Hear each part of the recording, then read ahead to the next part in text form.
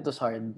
It was really hard for me. Hindi pa ako mature noon. But yeah, it was just tough kasi, I was nasa team na ako and I was so close to my dream already, but like it didn't feel right. Parang kulang pa. So yeah, it was very tough, but I believe na yung times yun is what really pushed me and motivated me to, work harder and strive even harder and to be a better player and a better person.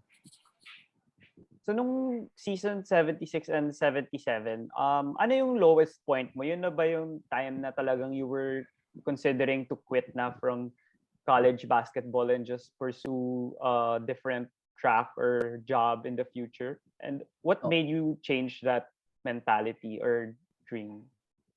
Actually, my first continue. season, masaya pa ako kasi, it's rookie year, I made it to the team, ganyan.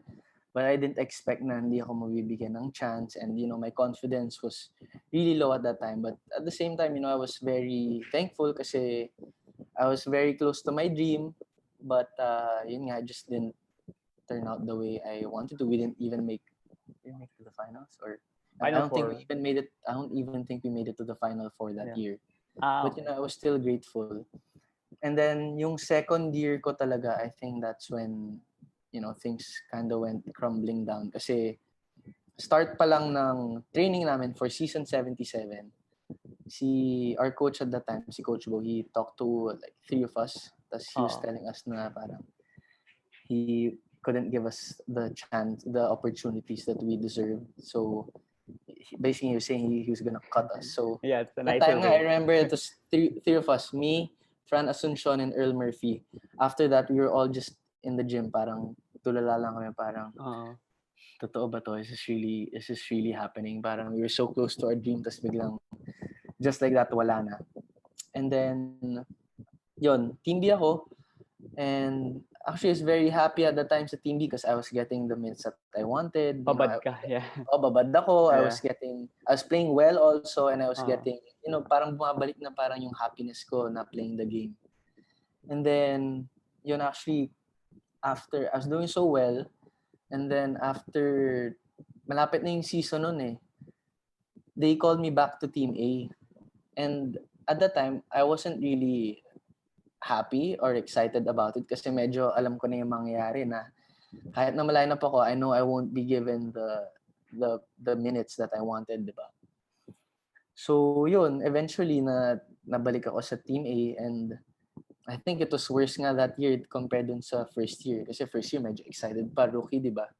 But then yung second year na yun, parang medyo down na talaga ako. I already knew what was coming and parang yun nga lalo lang ako nabaon.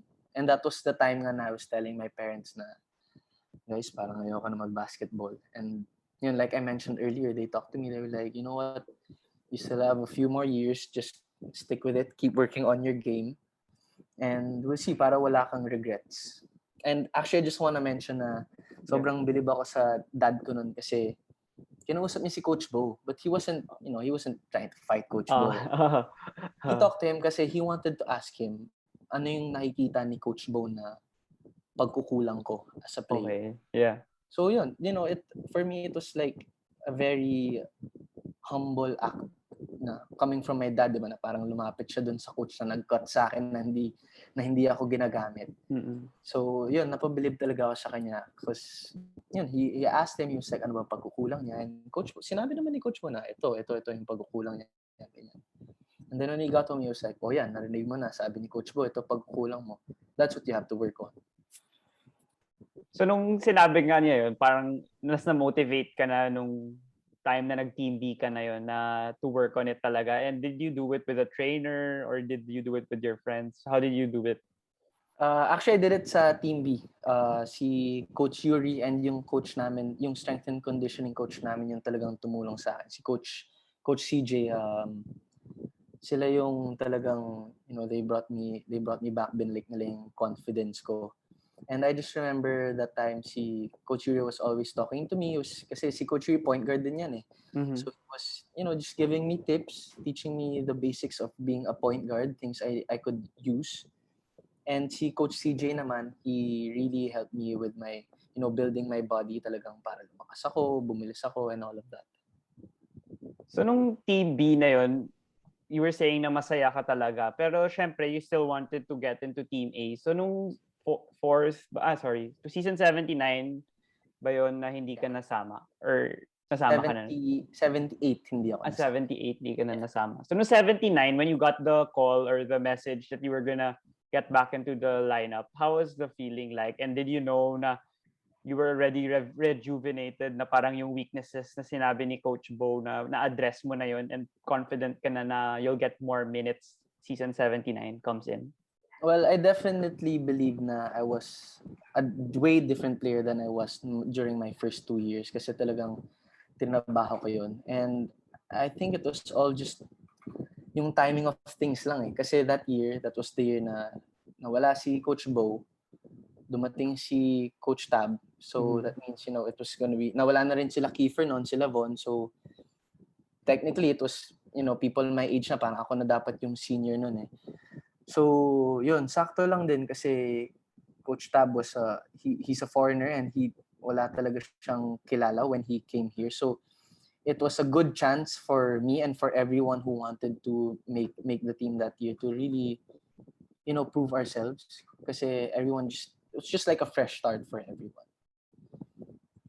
So yung isang quote na sinabi ni Coach Tab, parang he was really not considering you to be part of the lineup yet because he said you were too slow, too weak, can't play point guard, parang shooting guard ka pero you're too small. So parang shooting lang talaga yung asset mo or yung strength mo. So how did you take that initially? Were you like offended or did you really get it as a motivation na ulit na parang, naku, may kulang pa ako even if I worked on it the previous year? Definitely took it as motivation. I wasn't offended at all kasi if that's what he thinks, diba, then ano magagawa ko, hindi naman ako pwedeng magtampo or magmukmok, diba? Like nothing, wala akong makakuha if I just, pity myself. So yun, actually yun nga, during that year, I was still fighting for the last slot. Parang dalawa pa kaming pinagpipilian nung isang nagta-tryout din. But eventually I was able to prove my worth and yeah, ako yung pinili niya sa team and the rest is history.